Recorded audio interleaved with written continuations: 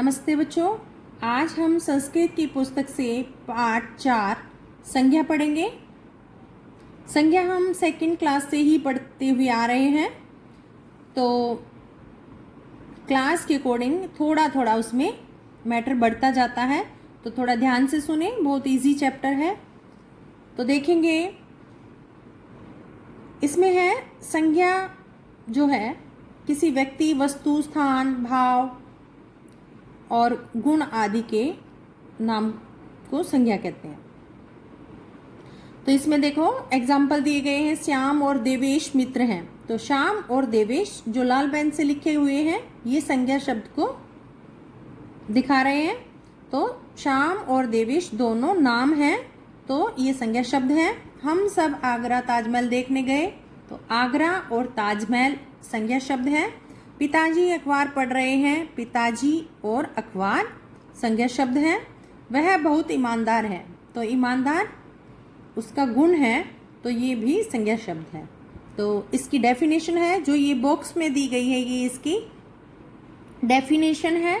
आपको पीछे अभ्यास में क्वेश्चन पूछे जाएंगे, जैसे संज्ञा किसे कहते हैं, तो उसका आंसर आपको यही लिखना है। संज्ञा डेफिनेशन: जिन शब्दों से किसी प्राणी, वस्तु, स्थान, गुण, स्थिति अथवा भाव के नाम का बोध हो उन्हें संज्ञा कहते हैं। फिर आता है संज्ञा के भेद। अब संज्ञा के भेद बताए गए हैं।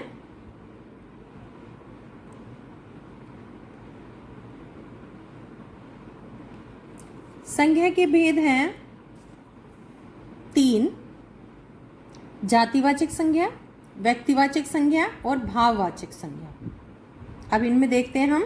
जातिवाचक में क्या है कि किसी प्राणी, व्यक्ति, वस्तु और स्थानों के नाम का बोध कराने वाले शब्द जातिवाचक संज्ञा कहलाते हैं।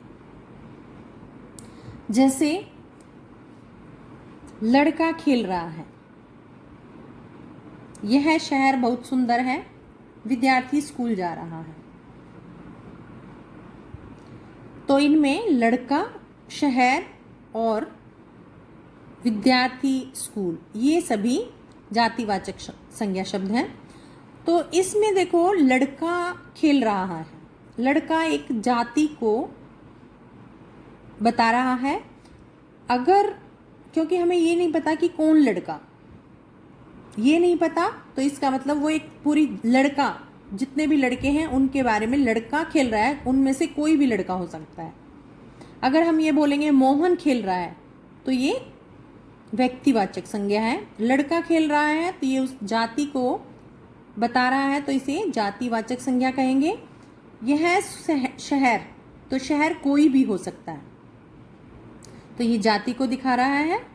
विद्यार्थी कोई भी हो सकता है, स्कूल कोई भी हो सकता है। अगर हम बोलते हैं कि शहर, दिल्ली शहर बहुत सुंदर है, तो यह व्यक्तिवाचक संज्ञा है। फिर है विद्यार्थी, मोहन एक अच्छा विद्यार्थी है, तो ये व्यक्तिवाचक होगा। लेकिन विद्यार्थी हमें ये नहीं पता कौन सा विद्यार्थी है, तो यह जाति को प्रकट कर रहा है। स्कूल, अब मानो हम बताते हैं कोई स्कूल बोलेंगे तो कोई भी स्कूल हो सकता है, लेकिन हम बोलते हैं इन्फेंट जीसस स्कूल, तो ये व्यक्तिवाचक संज्ञा है। तो इसमें जाति, ये सभी जाति को प्रदर्शित कर रहे हैं। उसके बाद आता है प्राणियों के सामान्य नाम। जैसे इसमें क्या क्या आ सकते हैं जाति में, जैसे औरत, आदमी, बच्चे, लड़का, लड़की, शेर, गाय, बकरी, कुछ भी हो सकता है। फिर स्थान के नाम में मंदिर, गांव, देश, शहर, अस्पताल, कार्यालय, स्कूल। वस्तुओं के नामों में टीवी, फ्रिज, कंप्यूटर, कुर्सी, मेज, पुस्तक आदि। तो इनके अलावा इसी टाइप के कोई और भी शब्द हो सकते हैं। फिर आता है जातिवाचक संज्ञा के भेद। अब जातिवाचक संज्ञा के भेद कौन कौन से हैं? जातिवाचक में 2 भेद हैं, एक द्रव्यवाचक और एक समूहवाचक। द्रव्यवाचक में क्या आता है कि कोई भी पदार्थ का बोध कराए उन्हें द्रव्यवाचक कहा जाता है। और जैसे सोना, चांदी, तांबा, घी, दूध, तेल, कोई भी द्रव्य, कोई भी पदार्थ। तो फिर है समूहवाचक में। समूहवाचक में क्या है? समुदाय का बोध, एक समूह का, ग्रुप का कोई उसका बोध कराता है, उसे समूहवाचक कहा जाता है। जैसे भीड़, एक समूह, एक काफी संख्या में लोग हैं। पुस्तकालय, सेना, कक्षा, परिवार, इस तरह से ये समूहवाचक संज्ञा बताते हैं। तो जातिवाचक संज्ञा के दो भेद हैं, द्रव्यवाचक और समूहवाचक। उसके बाद आता है व्यक्तिवाचक संज्ञा। व्यक्तिवाचक संज्ञा किसी प्राणी, वस्तु या स्थान के का, व्यक्ति आदि स्थान का बोध कराता है, उससे संज्ञा कहते हैं। जैसे किसी विशेष व्यक्तियों के नाम, पुस्तक का नाम, विशेष स्थानों के नाम, विशेष प्राणियों के नाम। तो इसमें है, ये बहुत सारे उदाहरण दिए गए हैं। फिर है कुछ नदियों के नाम हैं, गांवों के नाम, शहरों के नाम, महीनों के नाम, पहाड़ों के नाम। तो यह हमें पता होगा तभी हम लिख सकते हैं कि ये व्यक्तिवाचक में आएंगे। अब मान लो हिमालय है, हमें ये नहीं पता होगा हिमालय नाम है या क्या है, तो हम उसमें व्यक्तिवाचक में नहीं लिख सकते जब हमें पता ही नहीं चलेगा। तो हमें ये अच्छी तरह से रीड करनी है। अब मान लो इसमें कामधेनु है, अगर गाय लिखेंगे तो जातिवाचक में आ जाएगा, लेकिन कामधेनु लिखा है तो ये आएगा व्यक्तिवाचक में। फिर आता है जातिवाचक और व्यक्तिवाचक संज्ञाओं में अंतर।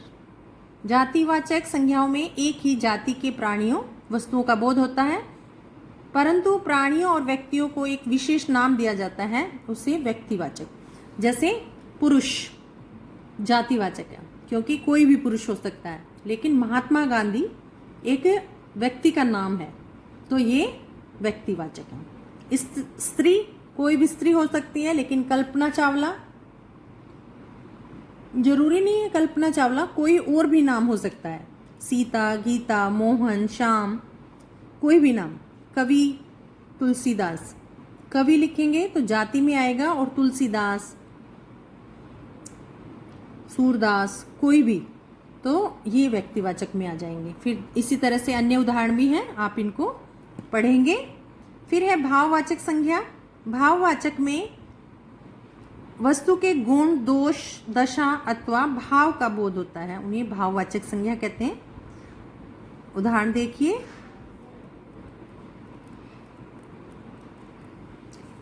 हमें जीवों पर दया करनी चाहिए, तो दया हमारा भाव है। एकता में शक्ति होती है। राजू के चुटकुले सुनकर सभी को हंसी आ गई, हंसी आना हमारा भाव प्रकट होना है। तो दया, एकता, हंसी आदि शब्दों से प्राणी अथवा वस्तु के गुण, दोष के बारे में पता चल रहा है, इन्हें भाववाचक संज्ञाएं कहेंगे हम। तो इन्हें सिर्फ अनुभव कर सकते हैं। दया करना, एकता दिखाना, हंसी आना, रोना, ये हमारे भाव हैं।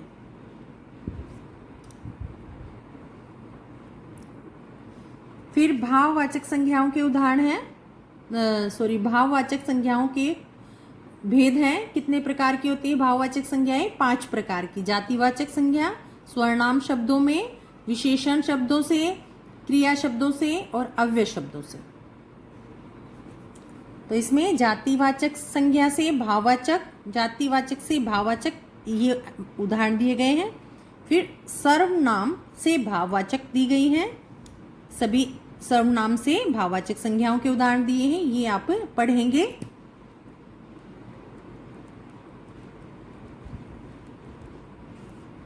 फिर है विशेषण से भाववाचक संज्ञाएं दिए गए हैं। तो इन सभी शब्दों को आप अच्छी तरह से पढ़ेंगे, ये बहुत इंपॉर्टेंट है।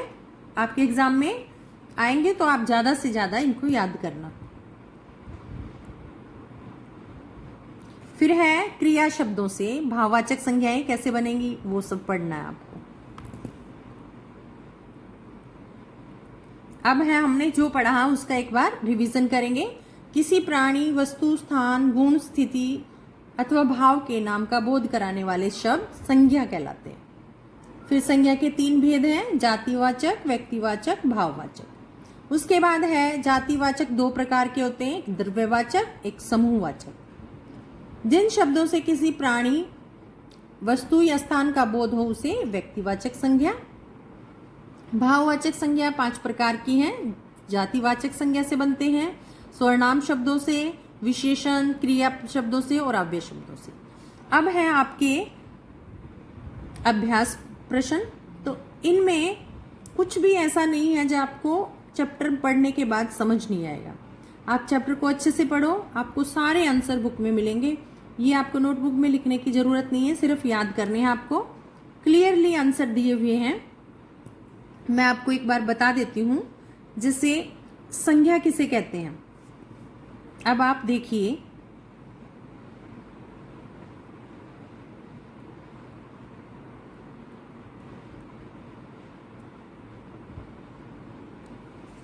ये दिया गया है संज्ञा, जिन शब्दों से किसी प्राणी, वस्तु, स्थान, गुण, स्थिति अथवा भाव के नाम का पता होता है, नाम का बोध हो, उन्हें संज्ञा कहते हैं। फिर है आपका संज्ञा कितने प्रकार की। अगला क्वेश्चन है संज्ञा कितने प्रकार के हैं। तो संज्ञा 3 प्रकार की है। तो आपको संज्ञा के भेद लिखने हैं। संज्ञा के 3 भेद हैं।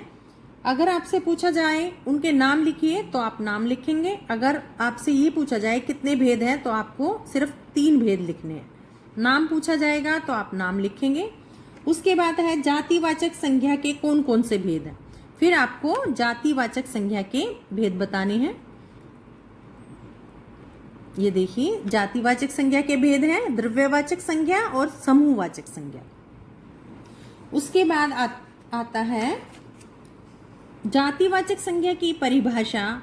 100 उदाहरण, यानी कि उदाहरण के साथ लिखिए, वह इसके भेदों के नाम लिखिए।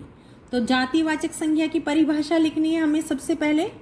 तो जातिवाचक संज्ञा की परिभाषा है, एक ही जाति के प्राणियों, व्यक्तियों, वस्तुओं और स्थानों के नाम का बोध कराने वाले शब्द जातिवाचक कहलाते हैं। तो ये आपकी जातिवाचक संज्ञा की डेफिनेशन। फिर आपको उदाहरण देने हैं।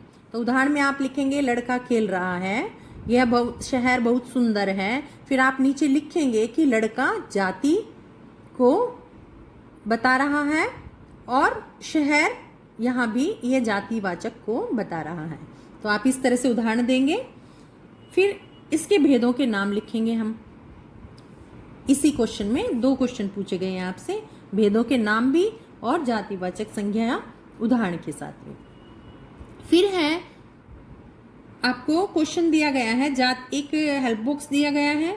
फिर आपको उसमें वर्ड्स दिए गए हैं। फिर आपको दिया गया है जातिवाचक संज्ञा और व्यक्तिवाचक संज्ञा, भाववाचक संज्ञा। ये देखिए प्रश्न, इसमें आपको क्या करना है, जातिवाचक में क्या क्या आएंगे। इस बॉक्स में से जो शब्द दिए गए उनमें से जातिवाचक में कौन कौन से शब्द आएंगे, जो हमने डेफिनेशन याद की है उसको कौन कौन से शब्द उसकी तरफ जा रहे हैं। तो हम जातिवाचक में वृक्ष लिखेंगे, क्योंकि वृक्ष सभी वृक्षों के बारे में बता रहा है। क्योंकि कोई एक ये नहीं है कि पीपल का वृक्ष, नीम का वृक्ष। अगर ये होता तो ये व्यक्तिवाचक में आता, लेकिन इसमें खाली वृक्ष है, कक्षा है, फल है, लड़का है। तो इनका पर्टिकुलर अगर नाम दिया जाता, जैसे 10वीं कक्षा, तो ये व्यक्तिवाचक में आता है इसलिए। लेकिन ये अभी हमें कुछ नहीं पता कौन सी कक्षा है, कौन सा फल है, कौन सा लड़का है। तो ये जातिवाचक में। व्यक्तिवाचक संज्ञा में जनवरी, धोनी, पीपल, शिवाजी, गांधी, महाराणा प्रताप, तो ये सभी नाम को बता रहे हैं। भाववाचक संज्ञा, हंसना, भाव दिखाना अपना, हंसना, नृत्य करना, ये हमारा भाव पता चल रहा है, गुण पता चल रहा है। रोना, क्रूरता, तो ये सभी भावनाएं हैं हमारी, भाव हैं हमारे मन के। तो इस तरह से हम लिखेंगे। नेक्स्ट है प्रश्न गै। इसमें है खाली स्थान भरने हमें। चंद्रशेखर आजाद, भगत सिंह व्यक्तिवाचक संज्ञा के उदाहरण है, क्योंकि ये नाम है। जो शब्द संज्ञा शब्द किसी समूह या समुदाय का बोध कराए उन्हें जातिवाचक। भाववाचक संज्ञाएं 5 प्रकार की होती हैं। जिस शब्द से किसी प्राणी, वस्तु, स्थान, गुण अथवा भाव का बोध हो उसे संज्ञा, वह बोध हो संज्ञा कहलाता है। फिर उसके बाद है भाववाचक संज्ञाएं बनानी है। ये मैंने बताया था आपको कि आपको किस किस तरह से संज्ञाएं बनानी है, जातिवाचक से, सर्वनाम से, विशेषण से, क्रिया से, अव्यय से।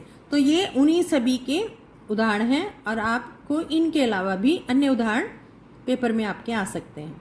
तो ये आपको अच्छी तरह से सारा चैप्टर याद करना है और ये एक्सरसाइज आपको इसमें बुक में फिल करनी है। अगर आपको कुछ नहीं समझ आता तो आप पूछ सकते हैं, लेकिन काफ़ी इजी चैप्टर है। आप 1-2 बार इसको रीडिंग करना, आप अच्छी तरह से कर पाओगे और आपके एग्ज़ाम पास हैं। इसलिए आप ध्यान से और अच्छे तरीके से पढ़ना शुरू करें।